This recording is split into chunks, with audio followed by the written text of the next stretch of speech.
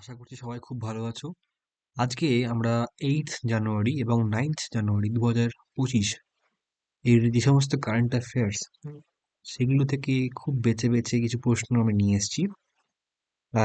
চলো ডিসকাস করা যাক। প্রথম যে প্রশ্ন সেটা হচ্ছে, which player become the first male footballer to receive the prestigious presidential medal of freedom from United States? এবারে এটা বলে রাখি, presidential medal of freedom from the United States এটা হচ্ছে ইয়া- মার্কিন যুক্তরাষ্ট্রের মানে সর্বোচ্চ সম্মান, সর্বোচ্চ নাগরিক সম্মান। যেমন ভারতের ক্ষেত্রে ভারতরত্নকে বলা হয় থাকে নাগরিক, সর্বোচ্চ নাগরিক সম্মান, ঠিক মার্কিন যুক্তরাষ্ট্রের ক্ষেত্রে প্রেসিডেন্সিয়াল মেডেল অফ ফ্রিডম এটা হচ্ছে সর্বোচ্চ সম্মান, যেটা পেয়েছে আর্জেন্টিনার লিওনেল মেসি। এবং এই বছর 19 জন ব্যক্তিকে মার্কিন যুক্তরাষ্ট্রের সর্বোচ্চ বেসামরিক পুরস্কার প্রেসিডেন্সিয়াল মেডেল অফ ফ্রিডম প্রদান করা হয়েছে। এটা 4th জানুয়ারি জো বাইডেন হোয়াইট হাউসে এটা এই প্রোগ্রামটা অনুষ্ঠিত হয়েছে এবং এই 19 জন ব্যক্তিকে তিনি এই সম্মান প্রদান করেছেন। দ্বিতীয় news, what is the reward amount announced by Tamil Nadu government for disappearing the Indus valley script? Indus valley script পাওয়া গেছে, যার পাঠোদ্ধার করার জন্য তামিলনাড়ু গভর্নমেন্ট যে প্রধান সরি প্রধানমন্ত্রী কেন হবে, মুখ্যমন্ত্রী, তামিলনাড়ুর মুখ্যমন্ত্রী, যিনি $1 মিলিয়ন পুরস্কার ঘোষণা করেছেন। আর তামিলনাড়ুর মুখ্যমন্ত্রীর নাম এম কে স্টালিন, যার ছবি এখানে দেওয়া আছে।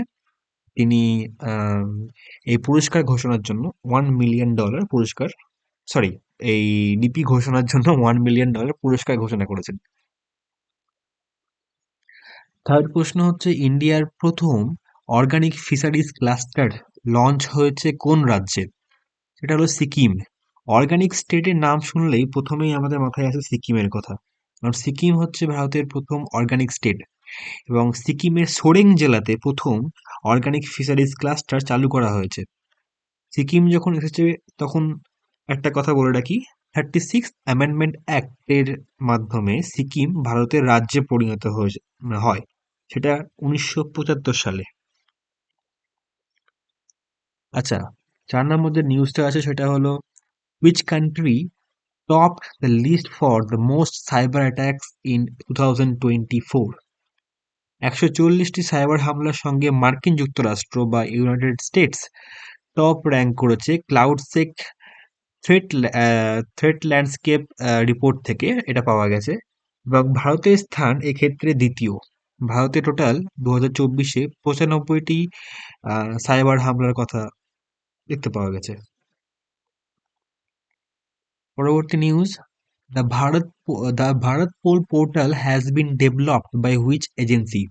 The Bharat Poll portal has been developed by Central Bureau of Investigation, option C. Bharatpol পোর্টালটি সেন্ট্রাল ব্যুরো অফ ইনভেস্টিগেশন বা সিবিআই দ্বারা তৈরি করা হয়েছে। ভারত পোল পোর্টাল চালু করেছেন কে এই বছর, সরি, ভারত পোল পোর্টালটা চালু করেছেন অমিত শাহ, এবছর চালু হয়েছে। তিনি এটা লঞ্চ করেছেন এই পোর্টালটা, অমিত শাহ, আমাদের হোম মিনিস্টার বা গৃহমন্ত্রী। Who won the title of Under-17 Junior Squash Open 2025? Option B, Anahat Singh. Anahat Singh ভারতের একজন প্রতিশ্রুতিশীল তরুণ স্কোয়াশ খেলোয়াড়। বার্মিংহামে অনুষ্ঠিত ব্রিটিশ জুনিয়র্স ওপেন 2025-এ অনূর্ধ্ব-17 বা আন্ডার-17 শিরোপা জিতেছেন। এখানে একটা প্রশ্ন যেটা আমি বোল্ডে এখানে দেওয়া রয়েছে, যে এটা কোথায় অনুষ্ঠিত হয়েছিল। যদি এই প্রশ্নটা আসে, আন্ডার-17 জুনিয়র স্কোয়াশ ওপেন 2025 কোথায় অনুষ্ঠিত হয়েছিল, সেক্ষেত্রে উত্তর হবে বার্মিংহাম।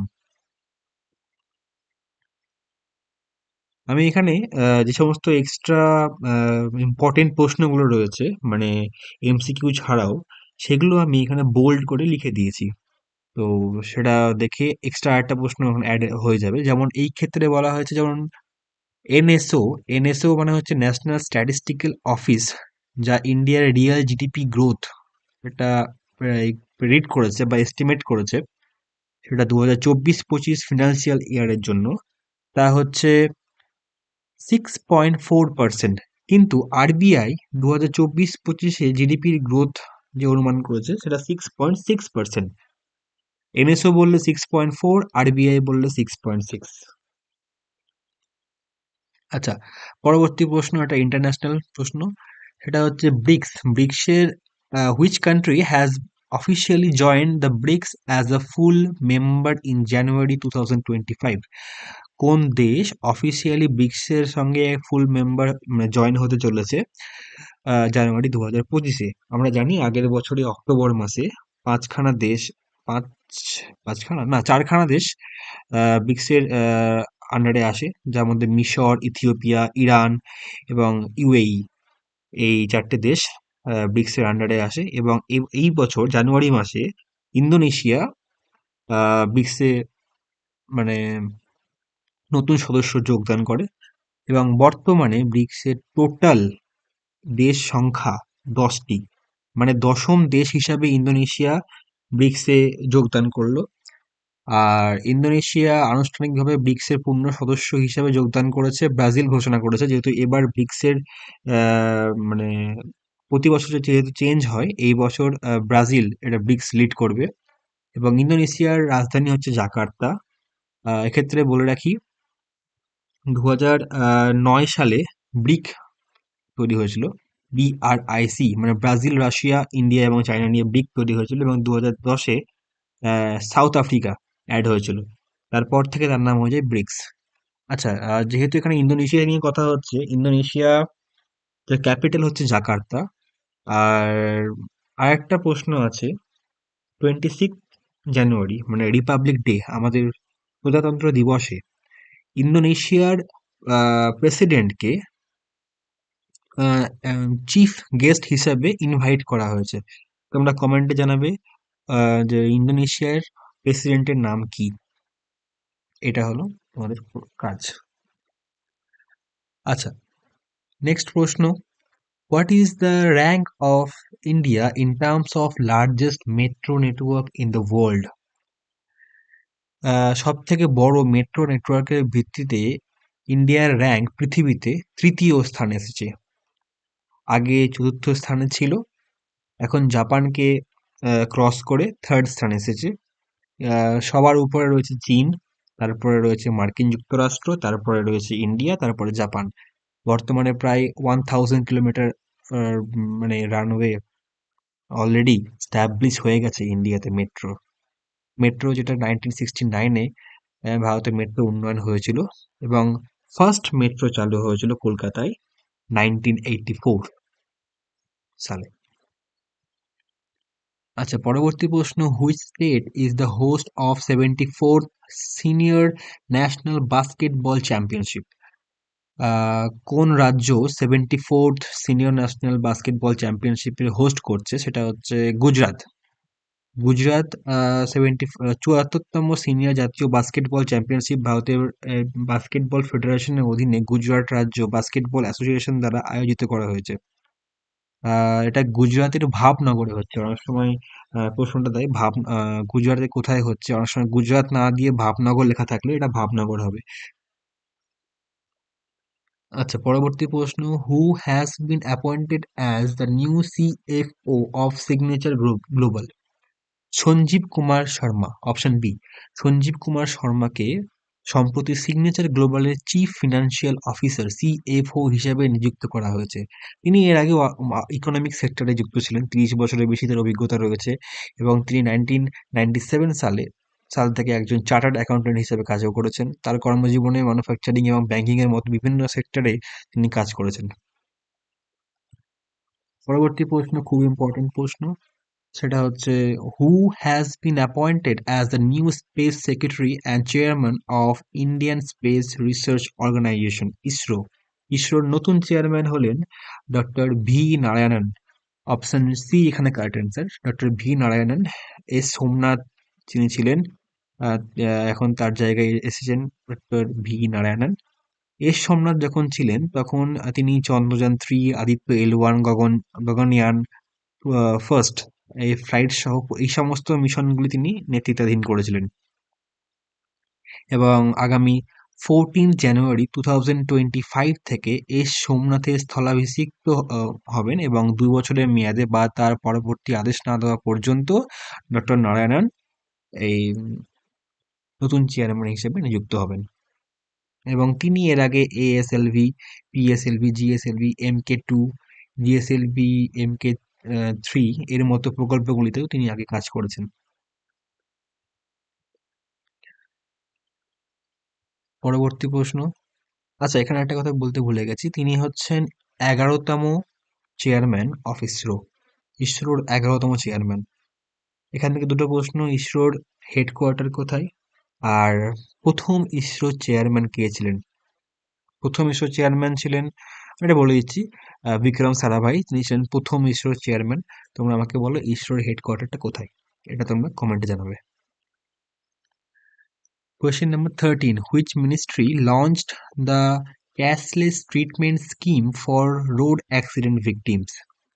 এটা হবে option B, ministry of road transport and highways. আমরা জানি নীতিন গাডকারি যিনি এই মিনিস্ট্রির হেডে রয়েছেন। সড়ক পরিবহন ও মহাসড়ক মন্ত্রণালয়। সম্প্রতি দুর্ঘটনা ক্ষতিগ্রস্ত হিসাবে তিনি একটা স্কিম চালু করেছেন, যার আন্ডারে উইদিন 7 ডেজ 1.5 লাখ রুপিস দেওয়া হচ্ছে। অ্যাক্সিডেন্ট যার হচ্ছে তাকে দেওয়া হবে। এটা এই স্কিমের মানে basic motto, cashless treatment scheme. 1.5 lakh rupees করে গভর্নমেন্টের পক্ষ থেকে দেওয়া হবে তাকে ট্রিটমেন্টের জন্য। নেক্সট হচ্ছে ফ্লেমিঙ্গো ফেস্টিভ্যাল। ফ্লেমিঙ্গো তোমরা পাখিটা দেখতে পাচ্ছ, ছবি দেওয়া রয়েছে। ফ্লেমিঙ্গো ফেস্টিভ্যাল কোথায় হয়? এটা অন্ধ্রপ্রদেশে হয়, অন্ধ্রপ্রদেশের পুলিকট লেকে হয়। এটা খুব ইম্পর্টেন্ট। এর থেকে একটা প্রশ্ন, পুলিকট লেক কোথায় আছে? অন্ধ্রপ্রদেশে। আর একটা হচ্ছে নীলাপাট্টু পাখি অভয়ারণ্য, ওয়াইল্ড লাইফ স্যাঞ্চুয়ারি, এটা বার্ড স্যাঞ্চুয়ারি রয়েছে সেখানে। সেখানে এই ফ্লেমিঙ্গো মানে পাখিরা, আরো অনেক পরিযায়ী পাখির এখানে আসে। এই সময় এখানে ফ্লেমিঙ্গো ফেস্টিভ্যাল হয়। অন্ধ্রপ্রদেশে ফ্লেমিঙ্গো ফেস্টিভ্যাল হয়। নেক্সট প্রশ্ন হচ্ছে ওয়ার্ল্ড হিন্দি ডে 2025 এর থিম কি? এর থিম হচ্ছে a global voice of unity and cultural pride. বাংলায় আছে একতা এবং সাংস্কৃতিক গর্বের একটি গ্লোবাল ভয়েস। 10ই জানুয়ারি আমরা বিশ্ব হিন্দি দিবস পালন করে থাকি। 2006 সালে এটা প্রথম স্টার্ট করা হয়েছে। আর 1975 সালে ভারতের নাগপুরে অনুষ্ঠিত হয় প্রথম বিশ্ব হিন্দি সম্মেলন, এবং 2006 সাল থেকে 10ই জানুয়ারিকে বিশ্ব হিন্দি দিবস হিসেবে পালন করা হয়।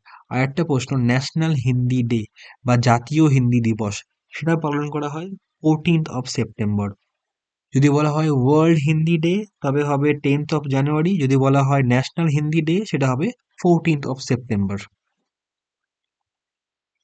আচ্ছা, নতুন রিক্রুটমেন্ট একটা হয়েছে, রিক্রুটমেন্টের news. Joseph Aoun has been elected as president of which country? তিনি হচ্ছেন লেবাননের প্রেসিডেন্ট। জোসেফ আউন 9 জানুয়ারি 2025 এ রাষ্ট্রপতি হিসেবে নিযুক্ত হয়েছেন আউনে। আর ক্যাপিটাল অফ লেবানন হচ্ছে বেরট। এখানে ছবি দেওয়া রয়েছে, লেবাননের ম্যাপ দেওয়া রয়েছে। আর কারেন্সি হচ্ছে লেবাননিজ পাউন্ড। পরবর্তী news, which state government has launched Parth Yojana? Parth মানে হচ্ছে police, army, recruitment, training and Hunar. এই যোজনার নাম দেখে বোঝা যাচ্ছে এই যোজনার বেসিক মোটো কি। এটি লঞ্চ করেছেন মধ্যপ্রদেশ সরকার। মধ্যপ্রদেশ মুখ্যমন্ত্রী মোহন যাদব এটা লঞ্চ করেছেন। এটার মেন উদ্দেশ্য হচ্ছে সেনাবাহিনী, পুলিশ এবং আধা সামরিক বাহিনীতে কর্মজীবনের জন্য যুবকদের প্রশিক্ষণ। উদ্যোগটি উদ্যমী যুবকদের মধ্যে দেশপ্রেম, দক্ষতা উন্নয়ন এবং কর্মসংস্থান বিকাশ ঘটায়। প্রশিক্ষণের মধ্যে রয়েছে শারীরিক সুস্থতা, লিখিত পরীক্ষার কোচিং যেমন GK, general knowledge, mathematics, English, এবং ব্যক্তিত্ব বিকাশের ক্ষেত্রেও এই দিকে এই স্কিম ফোকাস করে থাকে। বিভাগীয় পর্যায়ের প্রশিক্ষণ কেন্দ্রগুলি জেলা ক্রীড়া এবং যুব কল্যাণ কর্মকর্তাদের দ্বারা পরিচালিত হবে, এবং গ্রামীণ যুব সমন্বয়কারী এবং বিভাগীয় কর্মীরা কর্মসূচিতে সহযোগিতা করবেন। তো এটা basically police army recruitment training একটা স্কিম, যা পার্থ যোজনা নামে পরিচিত, যেটা 2025 সালে লঞ্চ হয়েছে মধ্যপ্রদেশে মুখ্যমন্ত্রী মোহন যাদবের নির্দেশে। নেক্সট প্রশ্ন, একটা ইন্টারন্যাশনাল নিউজ, সেটা হচ্ছে জন ড্রামানি মাহামা, তিনি রিসেন্টলি কোন দেশের প্রেসিডেন্ট হিসেবে গণ্য হয়েছেন? তিনি হচ্ছেন ঘানা।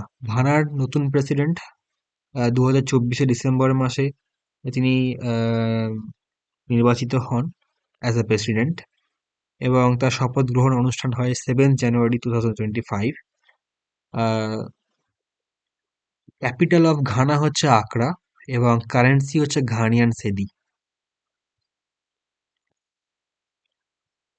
যে কোনো ইন্টারন্যাশনাল নিউজ আসলে সেই রাজ্যের, রাজ্য সেই দেশের মানে নিউজটা কি প্রথম দেখতে হবে, আর তারপরে হচ্ছে সেই দেশের ক্যাপিটাল এবং সেই দেশের কারেন্সি, এই দুটো আমাদের দেখে নিতে হবে। আর প্রেসিডেন্টের নাম যদি দেখে রাখতে পারো তাহলে ভালো। Who has been appointed as the new revenue secretary under the finance ministry? Tuhin কান্ত পান্ডে ভারত সরকারের অর্থ মন্ত্রকের মধ্যে গুরুত্বপূর্ণ নিয়োগ করেছেন, এবং তুহিন কান্ত পান্ডেকে নতুন রাজ্য সচিব এবং আরুনিশ চাওলাকে বিনিয়োগ ও পাবলিক অ্যাসিস্ট্যান্ট ম্যানেজমেন্ট BIPAM বিভাগের সচিব হিসাবে নিয়োগ করা হয়েছে। Next, where is aero India 2025 being organized? এটা হবে ব্যাঙ্গালোর। ব্যাঙ্গালোরে 15তম, এটা হচ্ছে 15th এডিশন, 15তম, এটা অ্যারো ইন্ডিয়া 2025 এটা হবে। এটা কোথায় হচ্ছে? বেঙ্গালুরুর ইয়ালাহাঙ্কা এয়ারফোর্স স্টেশনে হবে। 10th থেকে 14th ফেব্রুয়ারি 2025 এটা হবে। এটা এশিয়ার সব থেকে বড় আম, মহাকাশ, বা বলতে পারি এটা এশিয়াস লার্জেস্ট এরো ইন্ডিয়া, সরি, এটা এশিয়ার সব থেকে বড় মহাকাশ, এবং এটা 15তম সংস্করণ, এবং এটা $1 বিলিয়ন। এবছরের থিম হচ্ছে 1 বিলিয়ন সুযোগের রানওয়ে, যা ভারতের মহাকাশ সেক্টরে উদ্ভাবন এবং বৈশ্বিক অংশীদারিত্বের প্রচার ফোকাস করে। প্রথম 3 দিন বাণিজ্যিক কার্যক্রমের জন্য নির্ধারিত হয়েছে, যখন 13th এবং 14th ফেব্রুয়ারি সাধারণ জনগণের জন্য অনুষ্ঠান হবে। আজকের লাস্ট প্রশ্ন, এটা হচ্ছে ফার্স্ট প্রবাসী ভারতীয় দিবস সেলিব্রেট হয়েছিল কোন সালে? সেটা হবে 2003 সালে। প্রবাসী ভারতীয় দিবস আমরা জানি সেলিব্রেট হয়ে থাকে 9th of January. 9th of January কেন সেলিব্রেট হয়ে থাকে? কারণ এই দিন 1915 সালে গান্ধীজি ভারতে আগমন ঘটে। আফ্রিকা থেকে গান্ধীজি 9th জানুয়ারি 1915 ভারতে আসেন, এবং এই বছরে 18তম সম্মেলন হতে হতে চলেছে উড়িষ্যার ভুবনেশ্বরে। তোমরা ছবি দেখে বুঝতে পারছো, এটা উড়িষ্যার ছবি রয়েছে, উড়িষ্যার মন্দিরের ছবি রয়েছে। এই বছরের প্রধান অতিথি এই অনুষ্ঠানে আসবেন, তিনি হচ্ছেন ক্রিস্টিন কালাকাঙ্গালু, ত্রিনিদাদ এবং তোবাগো প্রেসিডেন্ট। আমরা কয়েকদিন আগেও এই এই দেশের নাম পেয়েছিলাম, ত্রিনিদাদ এবং তোবাগো, যেখানে এমার্জেন্সি ঘোষণা হয়েছিল, একটা ভায়োলেন্স ক্রিয়েট হয়েছিল দেশের মধ্যে। আর সেই দেশেরই প্রধানমন্ত্রী, প্রেসিডেন্ট ক্রিস্টিন কালাকাঙ্গালু, তিনি উড়িষ্যার ভুবনেশ্বরে যে কনভেনশনটা হচ্ছে এবার প্রবাসী ভারতীয় দিবসের, সেখানে তিনি এবার চিফ গেস্ট হিসেবে আসছেন। এই বছরের থিম হচ্ছে ডায়াসপোরাস কন্ট্রিবিউশন টু আ বিকশিত ভারত। চলো এবার কিছু রিভিশন দেখে নিই। কোন ক্রীড়াবিদ খেলরত্ন পুরস্কার 2025 সম্মানিত করা হবে? গুকেশ ডি গুকেশ, যেটা আমরা জানি দাবাড়ু, হরমনপ্রীত সিং হকি প্লেয়ার, প্রবীণ কুমার প্যারা অ্যাথলেটিক, এবং মানু ভাকের শুটিং এর সঙ্গে জড়িত তিনি, দুটো ব্রোঞ্জ মেডেল নিয়ে এসেছেন এবার অলিম্পিকে। ভারতের প্রথম কাচের সমুদ্র সেতু কোন রাজ্যে উন্মোচন করা হয়েছে? তামিলনাড়ুতে। অর্জুন পুরস্কার 2025 সালে কতজন ক্রীড়াবিদকে সম্মানিত করা হবে? 32 জনকে। Which union ministries release the book Jammu Kashmir and Ladakh through the ages? Amit Shah এবং ধর্মেন্দ্র প্রধান এটাকে রিলিজ করছে, এই বুকটা, Jammu Kashmir and Ladakh through the ages, এই বইটা। কোন খেলোয়াড় 2025 সালে প্রথম সেঞ্চুরি করলেন? কুশল পেরেরা, শ্রীলঙ্কার। সম্প্রতি কে সিআরপিএফ এর পরিচালক পদে নিযুক্ত হয়েছেন? DG, I think Vitul Kumar. Santosh ট্রফির ৭৮তম আসরে শিরোপা জিতেছে কোন দল? ওয়েস্ট বেঙ্গল। বিশ্ব ব্লিটজ দাবা চ্যাম্পিয়নশিপ কোথায় অনুষ্ঠিত হয়েছে? New York. কোন দেশের সাথে ভারতের সূর্য কিরণ সামরিক মহড়া চলছে বা চালাচ্ছে? এটা হচ্ছে নেপাল। ধন্যবাদ, আজকের মতো এইটুকুই। ভালো লাগলে লাইক, কমেন্ট, সাবস্ক্রাইব করে দেবে, যে আমার আরো কাজ করতে আরো উৎসাহ দেবে। তোমাদের রেসপন্স এটা অনেকটাই জরুরি। চ্যানেলটা বেশি দিন হয়নি, নতুনই ওপেন করা হয়েছে। আর চেষ্টা করছি যতটা সম্ভব আপডেট নিউজ নিয়ে আনার, যতটা সম্ভব ইম্পর্টেন্ট নিউজ যা পরীক্ষা পার্সপেক্টিভে ইম্পর্টেন্ট, তা অনেকটা ঘেটেই নিয়ে আনা হচ্ছে। সব জায়গায় এক জায়গায় করে তোমাদেরকে নিয়ে আনা হচ্ছে। ওকে, থ্যাংক ইউ আজকের মতো। দেখা হচ্ছে পরের ভিডিওতে। ভালো লাগলে অবশ্যই একটা সাবস্ক্রাইব আর লাইক করে দেবে।